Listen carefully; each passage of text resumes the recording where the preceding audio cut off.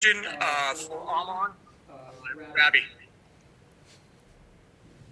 Yeah, Armand, just kind of take us through that last possession. You're 1 for 9 from the field. You had winning time. You're confident you make the play. Just kind of take us through that. It was like 15 seconds left. I saw Rob with the ball, and then coach called for me to go get it.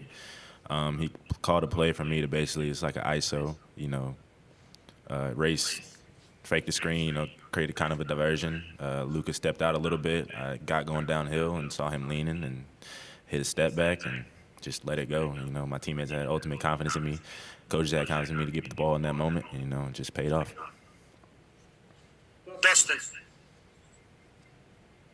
Armaan, I guess, keeping it going from there, just what goes through your head when you make the shot, and I guess who all was up there in your family, I guess, that you pointed to after it goes down?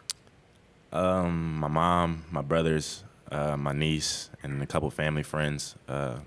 They haven't all been at the game together in a long time, so it was good for this one to go. And then after I hit the shot, my teammates just came up to me, but I knew we needed to get one more stop to win the game.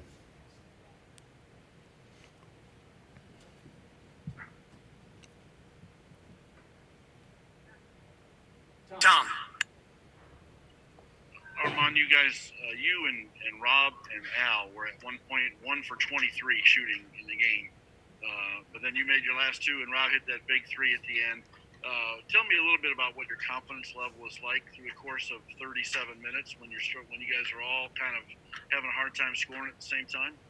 Our teammates don't let us get our confidence down. They constantly talk to us on the bench when we're coming out. Next play, they believe in us. We're gonna hit the big shot. So it wasn't really a confidence thing. You just gotta go out there and keep shooting because everybody has confidence in you, and they're gonna get you the ball in those moments.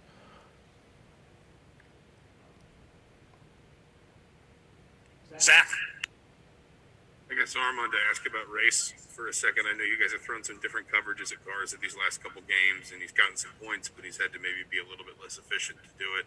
Just how big was Race today defensively, especially in those late possessions when it felt like Iowa was really force-feeding guards? Race was incredible.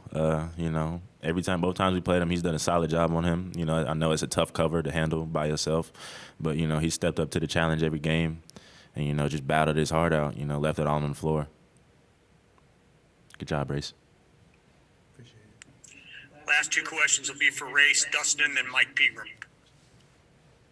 And Race, yeah, just to play off of that, basically, I mean, what is it like to try to cover guards, especially one-on-one, and just what were you trying to do there, and what did you ultimately feel like just went well for you in that matchup?